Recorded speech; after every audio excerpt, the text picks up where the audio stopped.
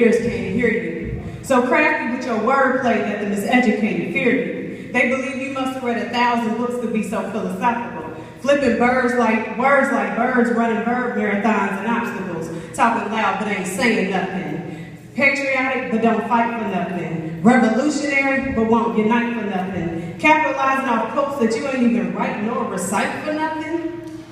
Self-made messiahs concerned with scholarship.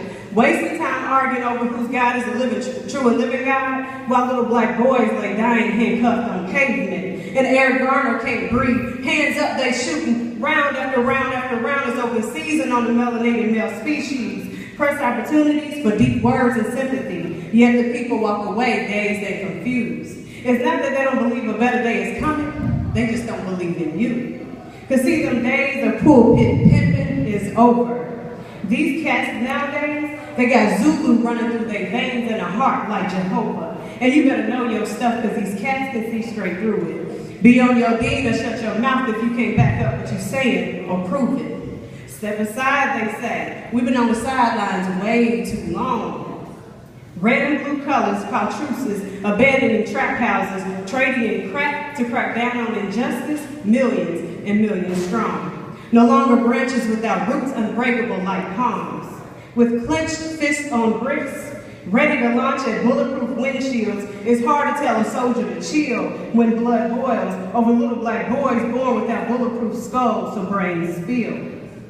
Causing rage to run deep, but we turn our nose up at them because we have become immune to our people's pain. And it's a shame how they use our tragedies to feed appetites for grandiosity and fame, and profiting off of hashtag Mike Brown, hashtag Trayvon, hashtag Freddie Gray, hashtag Black Lives Matter is baffling.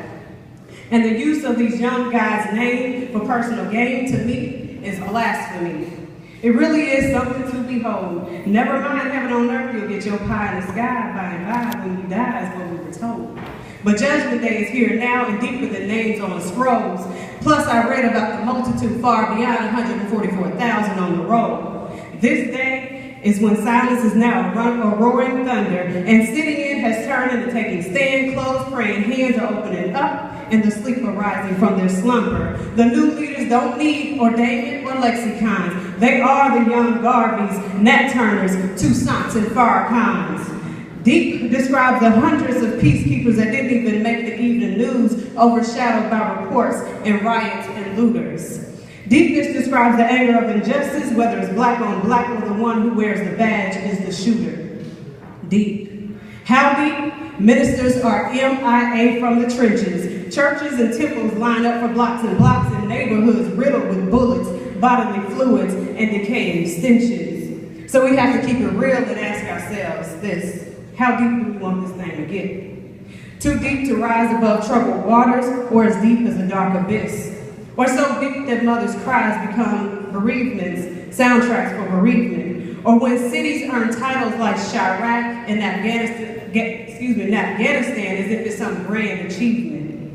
Deep, beyond deep for my words to express. My thoughts, my moods, I live this, and it weighs heavily on my chest.